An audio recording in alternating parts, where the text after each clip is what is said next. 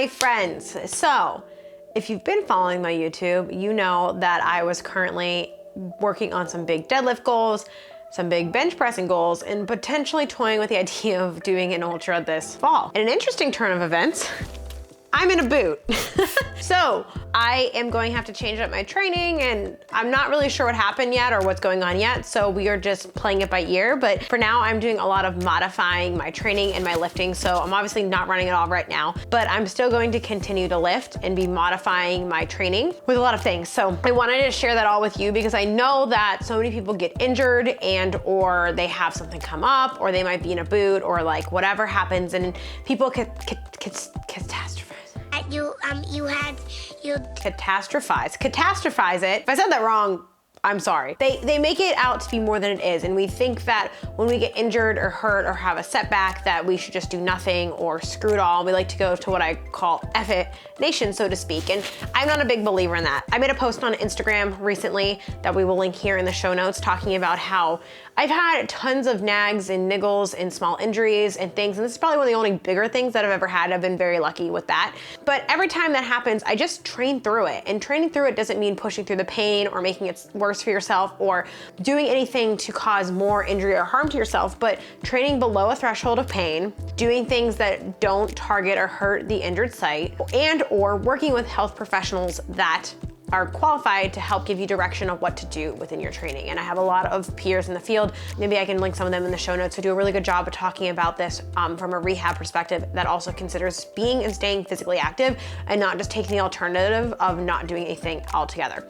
Because sometimes that's not even necessary. So I'm in a boot, I can't use my left foot, and we are obviously modifying my training to do so, and I wanted to share some of that with you all with the disclaimer that what I'm doing is not necessarily what you should be doing. This is not medical advice. I'm working with my friend Taylor, who's a physical therapist. I have the doctor that I'm talking to and working with at the University Health Center. I'll probably do some PT stuff, whether we figure out what's going on. Either way, I'll probably start doing some strength rehab stuff here in a few weeks once I'm out of the boot and or know what's going on. But with that being said, I'm treating it now as if it's a worst case scenario.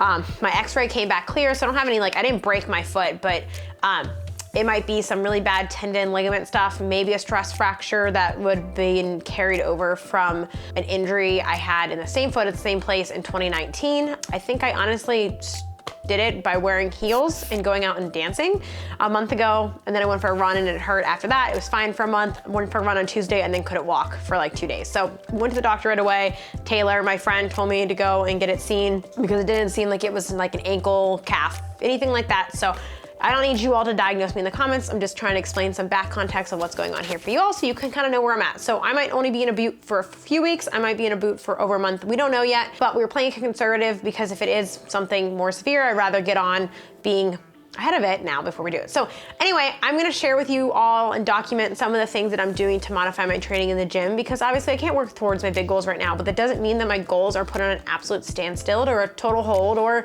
I can't get better in other areas, because I absolutely can. None of us are so fit and so perfect and so flawless that there's not something that we can work on at any given moment in time. So we did my bench day yesterday, and I did feet up bench press, and I just did my same working sets. And then instead of doing pen lay rows, I did seal rows. So we set it up where I did a seal row where I was laying on top of a bench and just pulling up to my chest. And then today was my more ollie lifting squat dominant day. And so we modified some things. And so I have some clips here that I'm gonna show you of how we did things like hatfield squats and single leg hamstring curls and seated muscle snatches and things like that. So really the goal we talk about a little bit more in the clips I recorded in the gym is just keeping it as similar as possible and increasing the volume so that I'm still getting the training stimulus I need to maintain or even gain in certain areas while I'm in this time. So I defend my dissertation on Friday, so I'm not really worried about cardio or adding in any other stuff this week. I'm just getting in the bare minimum because I have enough to worry about. But in general, I'll be doing things like rowing with my 1 foot propped, skiing, sitting or standing, depending on how it feels, maybe cycling eventually once I'm kind of cleared to do that. And then I will probably also add in some maybe more gymnastic stuff, work on some of that because I can, because I have the time right now, because it's something upper body that I can do. So with that being said, I hope this is helpful for you all, but remember my situation is not your medical diagnosis, so I don't want you to ever think that, but I want to maybe inspire, if we want to use that word, people to not let injuries or setbacks stop them from being active or moving or still getting stronger or fitter in whatever areas that they can, right? There's usually almost always something we can do when it's not illness potentially, but with injuries or all of these things, I've had shoulder issues, I've had lower back issues, I've had foot issues, I've had, you know, the gamut of like little things that you can have pop up over the years, and I've always just worked through them and around them, and that way I maintain the activity level that I enjoy, but also it still moves me forward towards my goals. So with that being said, pivot on the goals. They're gonna probably take a little longer than planned, but the number one goal always is to be healthy and to prioritize these things, right? We're not making money off of our fitness. I mean, I technically am, but the world will spin madly on if I'm in a boot for a few weeks and I prioritize my healing and making sure that I can do the things that I love in the long term. So enjoy.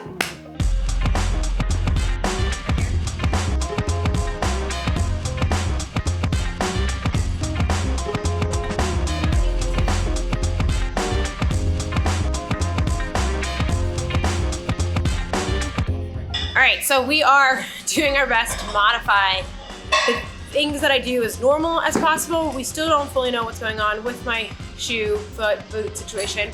My x-ray came back fine, but I want to get an MRI. But in the meantime, I'm gonna stay in my boot. I'm gonna try to stay heavier loads off my foot and modify as best as possible so I don't lose any progress as I train.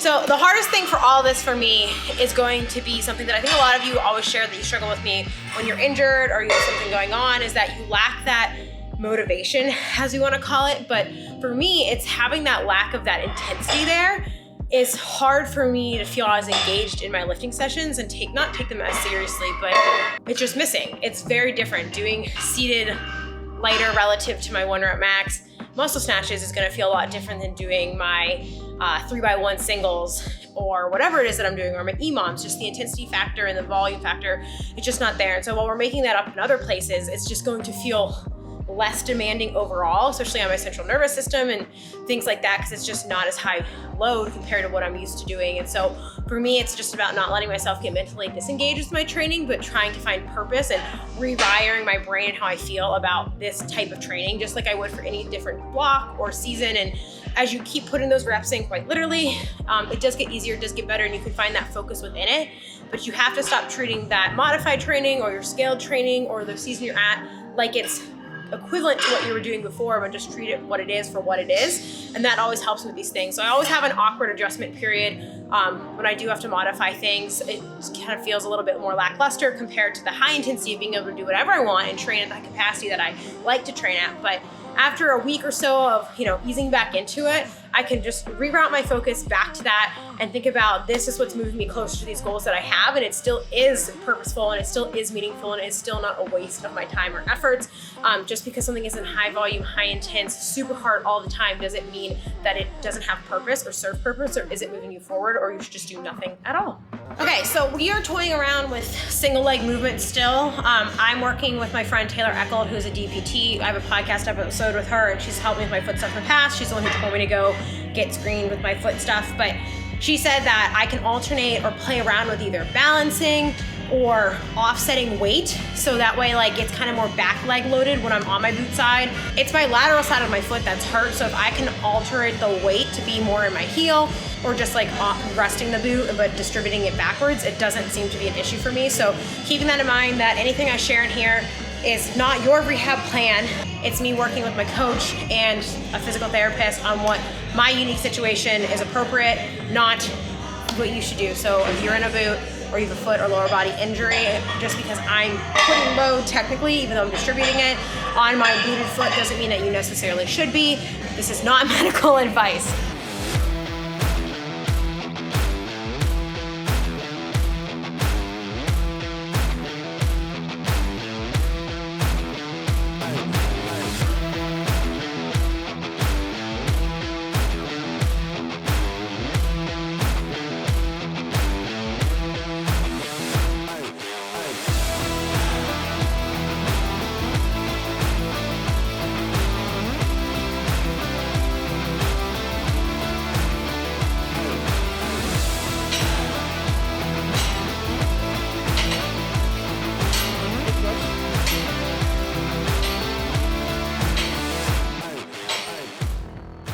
hate hamstring curls more than I hate anything in this world. Probably because I have weak hamstrings, which I don't. No, I have really strong back and butt. Hamstrings, they're getting better though. So with that, same thing as the other squats. When I'm on my boot leg, I really just kind of impede my weight in that like plastic heeled part of the boot, so it's not really like on that leg, but I can also hold myself up a little bit.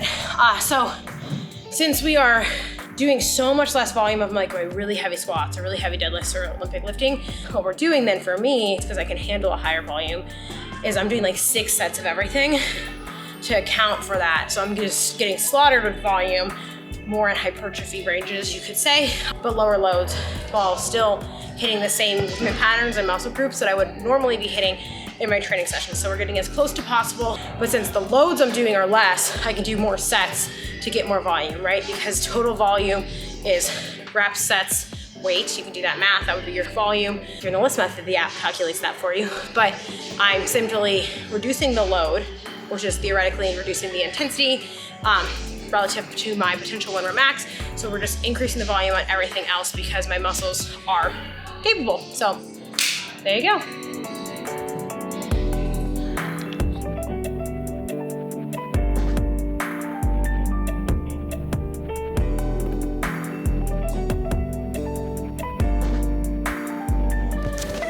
All right, so we are post-gym protein shaken and gonna get ready to finish up work for the rest of the day, but I hope you guys are excited to watch my injury content. I feel like people are more excited for that than they are anything else. So with that being said, if you enjoy this, we're gonna pop up this video with just a few modifications of what I'm doing as examples, just because this is more relevant to my current status of my content. So I'll continue to document this as I go, if things, depending on how long I'm in this. But if you found this helpful, let us know, comment below, and make sure that you always subscribe and like if you enjoy my videos, and we'll catch you on the next one.